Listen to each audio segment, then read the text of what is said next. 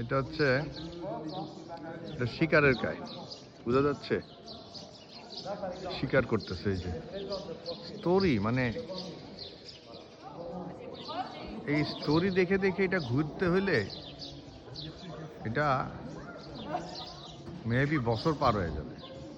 ওয়ালে ওয়ালে যত স্টোরি লেখা আছে, হ্যাঁ, আর স্টোরি যদি দেখে দেখে ঘুরতে হয় মনে হইতেছে বছর পার হয়ে যাবে। বছরও হবে কিনা হুন, হয়তো জীবন পার হয়ে যাবে। এত স্টোরি আছে এই জায়গায়, এত স্টোরি লেখা আছে। গাইড নেই মনে হয় না যে গাইড নিয়ে কোনো লাভ হবে, কিছু মাথা নিতে হবে না। তা দেখতেছি সুন্দর।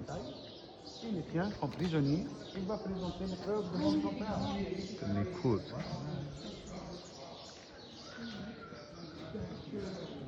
এখনো নিখুঁত রয়ে গেছে লেখাগুলা। এক্সট্রাঅর্ডিনারি বললো কিছু কম বলা হবে। এই যে এখানে রাজা শাস্তি দিতেছে, সম্ভবত রাজা বা ওদের গড। আর এই যে চুলের মুঠিদের এই যে মাথা কাটা ফালা দিতেছে, যুদ্ধ হইতেছে এখানে। এখানেও যুদ্ধ হইতেছে, শাস্তি হইতেছে।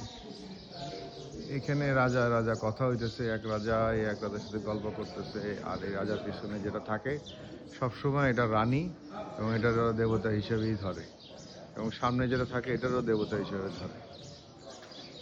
একমাত্র রামসিসের যে মূর্তি, রামসিসের মূর্তির সাথে রামসিসের মেয়ের মূর্তি আছে সব জায়গায়। রামসিস টু সাথে রামসিস টু এর মেয়ের মূর্তি।